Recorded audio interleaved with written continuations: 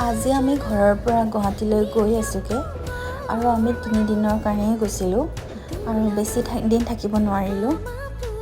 এয়া মোৰ ল'ৰা বহুত দুখ কৰি আহিছে কাৰণ আমি বহুত কম দিনৰ কাৰণে গৈছিলোঁ বুলি।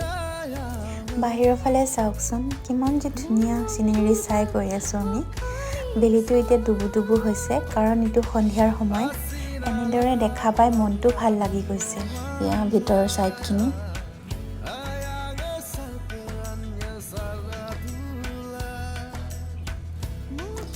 মোৰ ল'ৰা শুব বিচাৰি আছে। এতিয়া আমি ষ্টেচনৰ পৰা ওলাই আহি এয়া কেব বুক কৰি থৈছোঁ, তাকে ৱেইট কৰি আছোঁ। আৰু আজি জাম ইমান বেছিকৈ হৈছে আৰু এইটো ভিডিঅ' আমাৰ উৰুকাৰ আগদিনাৰ হয়। এনেকৈ 6 মাইলৰ পৰা পিঠা পনাৰ দোকান বহাই থৈছে।